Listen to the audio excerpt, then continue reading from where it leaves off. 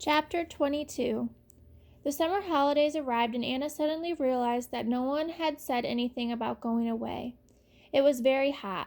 You could feel the heat of the pavement through the soles of your shoes, and the sun seemed to soak deep into the streets and the houses, so that they did not cool even at night. The Ferdinands had left for the seaside right after the end of term, and as July turned into August, Paris gradually emptied.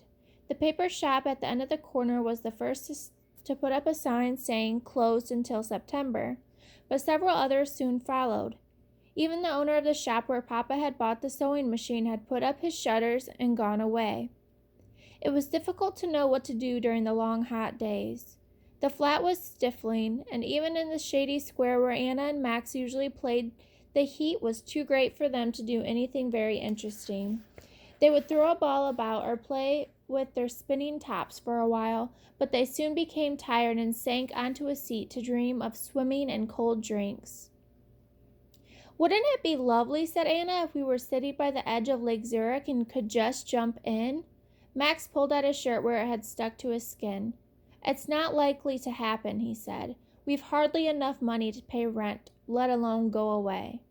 "I know," said Anna, but it sounded so gloomy that she added, "unless someone buys Papa's film script." Papa's film script had been inspired by his conversation with the children about Napoleon. It was not about Napoleon himself, but about his mother, how she had brought up her children without any money, how all their lives were changed by Napoleon's success, and how at last she outlived him, an old blind lady, long after his final defeat. It was the first film script Papa had ever written, and he had been working on it when Anna imagined that things had sorted themselves out with the Daily Parisian. Since the paper was now in greater difficulties than ever, she hoped that the film would make Papa's fortune instead. But up to now there had been little sign of it. Two French film companies to whom Papa had shown it had returned it with depressing speed. Finally, Papa had sent it to a Hungarian film director in England, and this seemed to be an even less likely bet since it was not known for certain whether the Hungarian could read German. Also, thought Anna, why should the English, who had been Napoleon's greatest enemies, be more eager to make a film about him than the French? But at least the script had not yet come back, so there was still hope. "I don't really think anyone's going to buy that film, do you?" said Max. "And I don't know what Papa and Mama are going to do for money." "Oh, something will turn up," said Anna, but secretly she was a little frightened. Suppose nothing turned up. What then? Mama was more irritable than she had ever known her. Quite small things seemed to upset her, like the time when Anna had broken her hair slide. "Why couldn't you have been more careful?" Mama had stormed, and when Anna pointed out that the hair slide only cost 30 centimes, Mama had shouted, "30 centimes is 30 centimes!" and had insisted on trying to glue the hair slide together again before buying a new one. Once she had said, out of the blue, "How do you children like to stay with Almeria for a while?" Max had answered, "Not at all," and they all laughed, but afterwards it did not seem so funny. At night in the dark, hot bedroom, Anna worried that what would happen if Papa's financial situation did not improve. Would she and Max really be sent away? Halfway through August, a letter arrived from England. It was signed by the Hungarian film director's secretary. She said that the Hungarian film director thanked Papa for the script and that he looked forward to reading anything written by such a distinguished author, but that he felt he must warn Papa of the general lack of interest in films about Napoleon at present. Mama had got quite excited at the sight of the English stamp, was deeply disappointed. "He's had it nearly a month and he hasn't even read it yet," she cried. "If only we were England, then we could do something about it." "I can't think what," said Papa, but lately, "if we were in England," had become Mama's constant cry. It was not only because of the nice English governess she had had as a child, but she kept hearing of other refugees who had settled in England and found interesting work. She hated that the French papers for not asking Papa to write for them, and she hated the French film companies for rejecting his film, and most of all, she hated being always so short of money that even the purchase of small necessities like a new tube of toothpaste became a major worry. About 2 weeks after the letter from England, things came to a head.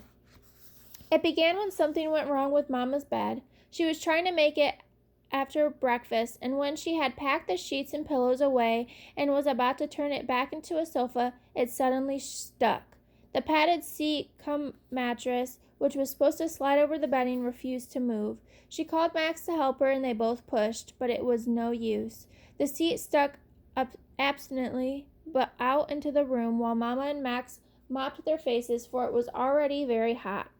"Oh, why does something always have to go wrong?" cried Mama, and then added, "The concierge will have to fix it. Anna, run and ask her to come up." This was not a very attractive task. Recently, in order to save money, Mama had terminated the arrangement by which the concierge came up each day to help with the cleaning, and now the concierge was always very bad-tempered. But fortunately, Anna met her just outside the door. "I brought up the mail," said the concierge. "It was only a circular, and I've come for the rent." "Good morning, madam," said Papa politely, as always meeting the concierge in the hall. "And could you have a look at this bed?" asked Mama as the concierge followed Anna into her room. The concierge gave the bed a perfunctory push. "I expect the children have been messing with it," she said, and then repeated, "I've come for the rent."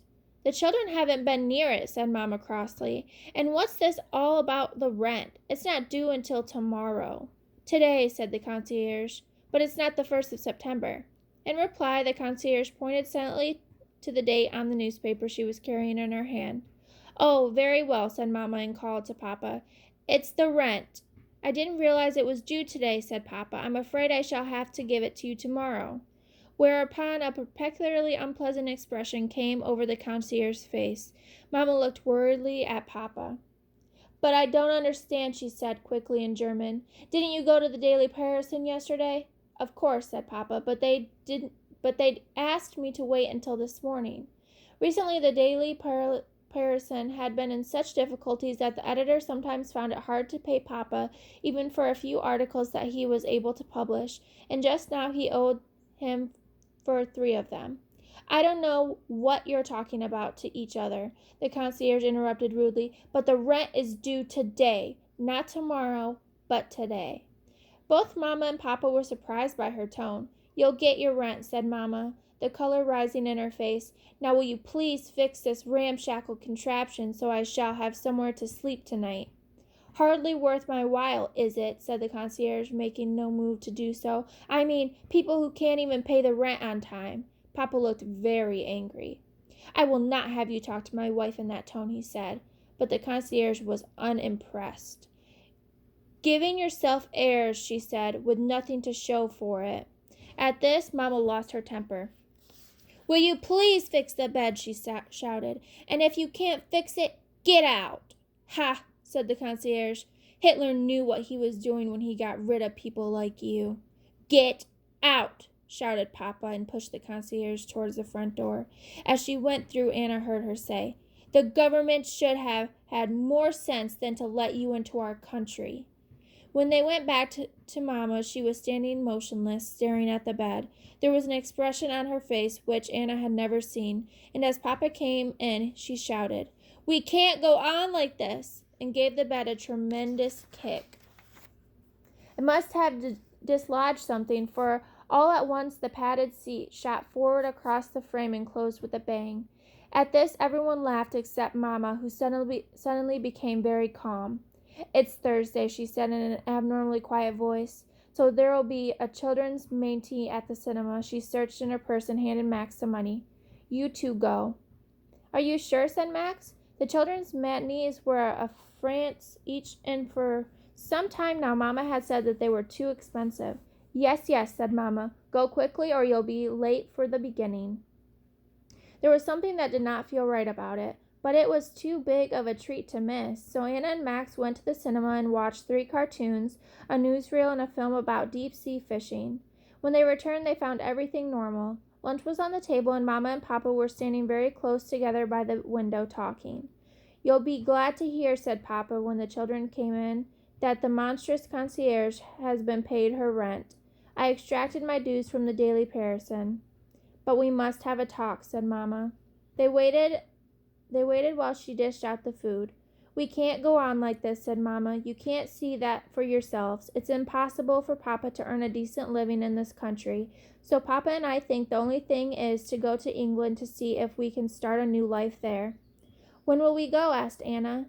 Only Papa and I will go to start with, said Mamma. You and Max will go to stay with Amira and Opa until we get things sorted out. Max looked depressed but nodded. Clearly he had been expecting this. But supposing it took quite a long time to get things sorted out, said Anna, we wouldn't see you? It just wouldn't have to take us so long, said Mamma. But Amara, said Anna, I know she's very kind, but she couldn't very well say that Amara did not like Papa, so she asked Papa instead, what do you think? Papa's face had the tired look that Anna hated, but he said quite firmly, you'll be properly looked after there, and you'll go to school. Your education won't be interrupted, he smiled. You're both doing so well. It's the only thing to do, said Mamma. Something hard and unhappy rose inside Anna. Is it all settled then? She said. Don't you even want to know what we think? Of course we do, said Mamma. But the way things are, we haven't much choice. Tell us what you think, said Papa. Anna stared at the red oilcloth in front of her. It's just that I think we should stay together, she said. I don't really mind where or how. I don't mind things being difficult, like not having any money, and I don't mind about the silly concierge this morning, just as long as we're all four together. But Anna, said Mamma, lots of children leave their parents for a while. Lots of English children go to boarding schools. I know, said Anna, but it's different if you haven't got a home. If you haven't got a home and you've got to be with your people. She looked at her parents' stricken faces and burst out. I know we have no choice, and I'm only making it more difficult, but I've never minded being a refugee before. In fact, I've loved it. I think the last 2 years when we've been refugees have been much better than if we'd stayed in Germany. But if you send us away now, I'm so terribly frightened. I'm so terribly frightened. Of what? Asked Papa. Then I might really feel like one, said Anna and burst into tears. That's the end of chapter 22.